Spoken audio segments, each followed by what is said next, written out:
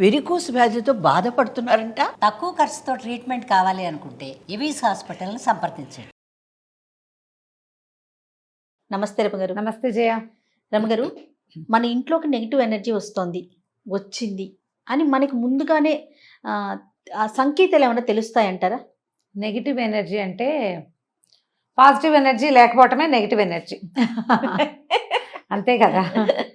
ఇంట్లో తరచుగా గొడవలు, కీచులాటలు, పొట్టి పుణ్యానికి పోట్లాటలు వస్తూ ఉండటం, తర్వాత ఏదో ఒక వస్తువులు చెడిపోతూ ఉండటం, చేయి తగిలి అవి ఇవి వస్తువులు పడిపోవటం, గాజు వస్తువులు పగిలిపోవటం, ఎవరో ఒక మనిషి ఊరికే అడ్రస్ అడగడానికి వచ్చిన వాడి గురించి కూడా మనం పోట్లాడుకుంటాం. ఎందుకో కారణం ఉండదు, ఏముండదు. ఏది సంకల్పించినా మొదలుపెట్టిన పనులు ఆగిపోతూ ఉంటాం. ఎక్కడికైనా వెళ్దాం అనుకుంటాం, మాట్లాడేసుకుంటాం సినిమాకి వెళ్దామని, టికెట్లు దొరకవు. అది ఓసారి అయితే క్యాజువల్గా, ప్రతిసారి అయితే ఓకే ప్రయాణం ఏర్పాట్లు అన్నీ చేసుకుంటాం. టికెట్లు క్యాన్సిల్ అయిపోవటమో, మనకే ఏదైనా రాకపోవటమో అయిపోతుంది. డబ్బులు కుదరకపోవటం, ఇట్లా వస్తుంది అనుకున్న డబ్బు రాకపోవటం, ఏమిటో మొహాలు బ్రైట్గా లేకపోవటం, ఫేస్లో కూడా తెలుస్తుందండి. ఫేస్లో కూడా తెలుస్తుంది. నెగిటివ్ దిష్టి తగిలిన మొహాలు ఎలా ఉంటాయి? ఓకే ఓకే డల్గా ఉంటాయి కదా. నెగిటివ్ ఎనర్జీ అంటే ప్రధానంగా ఏంటంటే నకారాత్మక శక్తి అని చెప్తారు తెలుగులో. సకారాత్మకము, నకారాత్మకం, పాజిటివ్, నెగిటివ్. ఏదైనా ఒక బ్యాడ్ థింగ్, ఈవిల్ థింగ్ మనని వెంబడించడం. ఇది పెద్ద రకాలు. వాళ్ళు ఎవరో మనని ఏమిటో చేసేయటం కాదు. నాకు అసలు ఆ పేర్లు చెప్పడం కూడా ఇష్టం ఉండదు జయ, ఏమనుకోవద్దు. నేను అలాంటి పదాలు నమ్మను, వాడను. వాళ్ళు ఎవరో మనకి చెడుపు చేయాలని ఏదైనా క్రియలు చేయటమే అని అనుకోవద్దు. మనమే నెగిటివిటీని సృష్టించుకుంటూ ఉంటాం. ఎస్. ఇప్పుడు ఏదైనా చేద్దాం అనుకున్నాం, సినిమా అంటే టికెట్లు దొరకద్దు, టికెట్లు ఎక్కడ దొరుకుతాయి? ఈ రోజుల్లో ఇలాంటి డైలాగులు ఒక 5-6 వస్తాయి. అంతే, వచ్చేసింది. ఇద్దరు ట్రై చేస్తారు, ఇద్దరు ఇలా అంటారు. ఈ ఇద్దరికి ఉత్సాహం కూడా పోయిద్దండి. వీళ్ళకి ఉత్సాహం పోతుంది, వాళ్ళ నెగిటివిటీ వీళ్ళ మీదకి వస్తుంది, పని అయిపోతుంది. ఇదొకటి. అక్కడి నుంచి మనకి చుట్టుపక్కల వాళ్ళు, జనాలు, ఫ్రెండ్స్, అబ్బో వీళ్ళు మీరు బాగా సక్సెస్ అయ్యారని వాళ్ళు అవతల వాళ్ళు పదే పదే మాట్లాడడం. ఎప్పుడో ఒకసారి మన ఆరా తూట్లు పడిపోతుంది, ఆ నెగిటివిటీ మన మీదకి వచ్చేస్తుంది. ఇక మనకి లేదా ఏదైనా ఒక్క దుస్సంఘటన జరిగిందనుకో, మనం దానివల్ల అన్నిటినీ నెగిటివ్గానే ఆలోచించడం మొదలు పెడతాం. ఏది పాజిటివ్గా స్టెప్ వేయకపోతే అవదు కదా పని. అవ్వకపోతే ఇంకా నెగిటివిటీ పెరిగిపోతూ ఉంటుంది.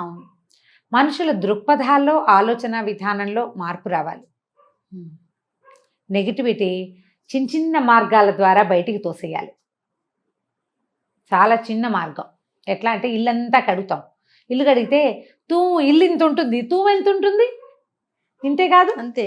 మొత్తం నీళ్ళన్నీ ఆ తూములోకి కొట్టాలి మనం. ఎందుకు తూములు చిన్నవి పెడతారు?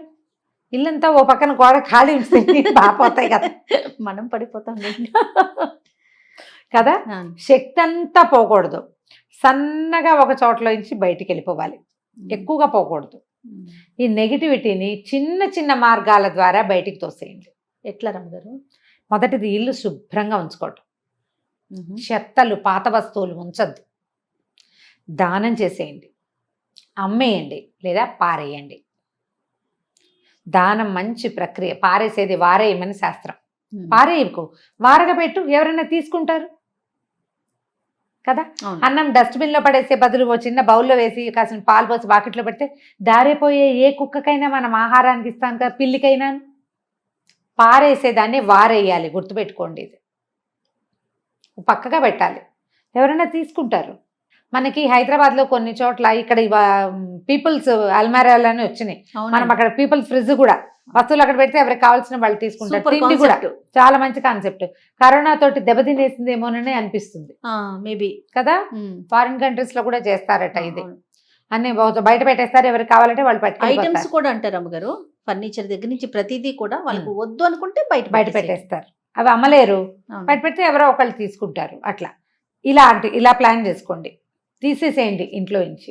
తర్వాత పాత వస్తువులు పాడైపోతాయి, వాటికి స్పేస్ ఇవ్వాలి, వాటి మీద శ్రద్ధ పెట్టాలి. పుస్తకాలు అవి చదువర్లని కోరుకుంటాయి. బుక్స్ మా నాన్నవి తాతవి అని అట్టు పెట్టుకుంటాం. మనం ఏనాడు చదవం, పుస్తకం తిప్పాం. చదివే వాళ్ళ లైబ్రరీలకి ఇచ్చేయండి. కదా. అలాంటివి చేయాలి. తర్వాత రెండోది, ఇంట్లో బాగా ఆకుపచ్చటి మొక్కలు పెట్టుకోండి. పాజిటివ్ ఎనర్జీ వాటితోటి పెరుగుతుంది. మూలలు, అల్మర్లు అన్నీ శుభ్రంగా ఉంచండి. క్లీన్ చేసేసరికల్లా మనకు ఒక చిక్కు తీసిన భావన వస్తుంది. అవునవును, అది ప్రశాంతతనిస్తుంది, హాయిగా ఉంటుంది. నాకు ఆ క్లటర్ కంట్రోల్ పుస్తకం చాలా ఇష్టం. అవునా? అందులో ఒక 10 పాయింట్స్ చెప్తాడు, ఏవేవి తీసేయాలో. ఎక్కడి నుంచి బెడ్రూమ్ల దగ్గర నుంచి మొదలు పెడతాడు. న్యూస్ పేపర్లు కట్ల పేర్చేస్తాం. ఎన్ని ఉంటాయో ఒకరోజు తీసి పారేయండి, ఇల్లు భలే ప్రశాంతంగా ఉన్న ఫీలింగ్ వస్తుంది. అంతే కదా. అవునవును. అక్కడి నుంచి బూజు దులుపుకోండి ఎప్పటికప్పుడు. ఫ్యాన్లు, ట్యూబ్ లైట్లు అవి డల్గా ఉంటాయి. పైనంతా దుమ్ము చేరినా మకమకలాడుతూ ఉంటుంది. తుడిచేసిన రోజున ఒక బ్రైట్ ఫీల్ వస్తుంది. అనుభవిస్తే తెలుస్తుంది. అంతే అండి. నేను చెప్తుంటే ఏదో సోదిలా ఉంటుంది. అది చేసే వాళ్ళకి, చేస్తే సొంతంగా చేస్తే, మనమే చేస్తే, మగవాళ్ళ అల్మార్లు, పుస్తకాల అల్మార్లు వాళ్ళనే సర్దుకొనివ్వండి. బీరువాలలో, ఈ డ్రావర్లలో విపరీతంగా రిసీట్లు, బ్యాంక్ పేపర్లు చెత్తగా నింపేస్తాం, కవర్లు పెట్టేస్తాం. ఓసారి మొత్తం చిక్కు తీసేయండి, అంతే. సగం నెగిటివిటీ తగ్గిపోతుంది. ఇంట్లో పేరుకుపోయిన దుమ్ము మన నెగిటివిటీని పెంచేస్తుంది. పాతవి నూనె క్యాన్లు, పాల కవర్లు, పాల డబ్బాలు, పిల్లల ఆట వస్తువులు, పాత బట్టలు, పాత అట్టపెట్టెలు, పాత పాత్ర సామాగ్రి అన్నీ కూడా బయట పారేయండి. ఇంట్లో నుంచి తీసేయండి ఫస్ట్. తర్వాత మన లోపలి భావాల్ని శుభ్రం చేద్దాం. ఇల్లు అయిన తర్వాత, ఇల్లు అయిపోయింది. మా ఫ్రెండ్ తోటి ఒక ప్రాబ్లం ఉంది, కూర్చుని మాట్లాడుకుని సార్ట్అవుట్ చేసేసుకోండి. ఒకసారి అడిగేసావనుకో తెగిపోతుంది. పోతుంది ఫ్రెండ్షిప్. ఉంటే ఉంటుంది. ఇష్యూ అయితే ఉండదు కదా. మీకు ఎంతసేపు అది చలేస్తూ ఉంటుంది లోపల. అడిగేయాలనిపిస్తుంది కానీ అడగలేం. అడిగేసేయండి. హస్బెండ్లను అడగాలన్నా అడిగే అవతల పారేయండి. అంతే, ఏదైతే అదో. అంతేనా రమ్మగారు? సరే, మీ పేరే చెప్పేసి రమ్మగారు అంతే. అడగండి, మాట్లాడుకోండి, సార్ట్అవుట్ చేసుకోండి. అయితే ఇది ఇంకొక మాట చెప్తాను ఇక్కడ. ఇది అడగటం వల్ల, ఈ విషయంలో నిలదీయటం వల్ల మన క్లోజ్ రిలేషన్స్లో ఏదైనా ఆఘాతం వస్తుంది అని అనిపిస్తే ఆ పని చేయకండి. తెంపేసే రకపు ధోరణికి వెళ్ళొద్దు. అది మళ్ళీ మన ఇంకా ఇబ్బంది పెడుతుంది. పిల్లల్ని కూడా అంతే. చక్కగా హెయిర్ కట్లు నీట్గా చేయించండి. పిల్లలు గోల్డ్ కట్ చేయండి, చెవులు శుభ్రం చేయండి, తలకి బాగా నూనె రాయండి, క్లోజ్ చేసుకోండి పిల్లల్ని.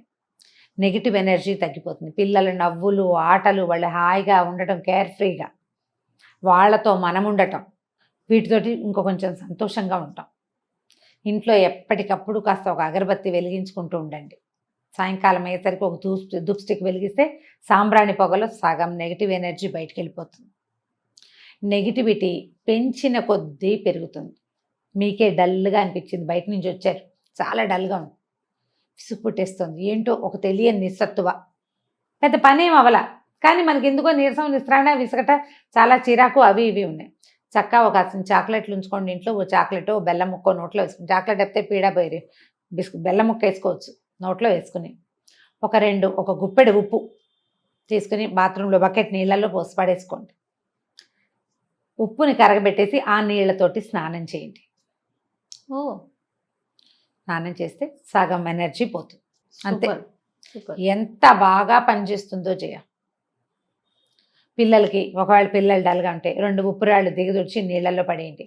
కాళ్ళు చేతులు మొహం కడిగించండి. ఆ ఒంటి మీద ఉన్న బట్టలు మార్చేసుకోమనండి. ఫ్రెష్ ఫీల్ వస్తుంది. విసుగ్గా ఉంది, దుప్పట్లు మార్చేసుకోండి.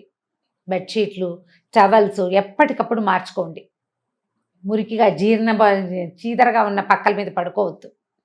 రాత్రి 10 గంటలకు 9ంటికో స్నానం చేసి దుప్పటి మార్చేసుకుని చక్కగా లేత రంగు దుప్పటి వేసుకుని దాని మీద పడుకుంటే ప్రశాంతంగా నిద్ర పడుతుంది. చేసి చూడండి, తెలుస్తుంది తప్పకుండా. ముందు నెగిటివ్ ఆలోచనలు కూడా తీసేయాలి కదా. దీంతో పాటు మనం నెగిటివిటీ ఏంటంటే ఎవరేం మాట్లాడినా నన్నే అన్నారన్న భావనల్లోంచి బయటకు వచ్చేయాలి. ప్రతిదీ వాళ్ళు మీన్ చేశారని అనుకోవద్దు. చేస్తే వ్యాలిడ్ పాయింట్ అండి ఇది. చేశారు, చేసినా సరే మనం పట్టించుకోవద్దు. అంతే. ఎందుకంటే వాళ్ళు మీన్ చేసి ఒక మాట అని వదిలేస్తారు. మనం ఏం చేస్తాం, దాన్ని ఇంత గంపాలు ఎత్తుకుని మోసుకుంటాం. అనేసిన వాడు ఫ్రీ అయిపోతాడు, మోసేవాడు బరువెక్కిపోతాడు. మోతలు పెట్టుకోవద్దు. నెగిటివ్ ఎనర్జీలో 90% మోతే ఉంటుంది.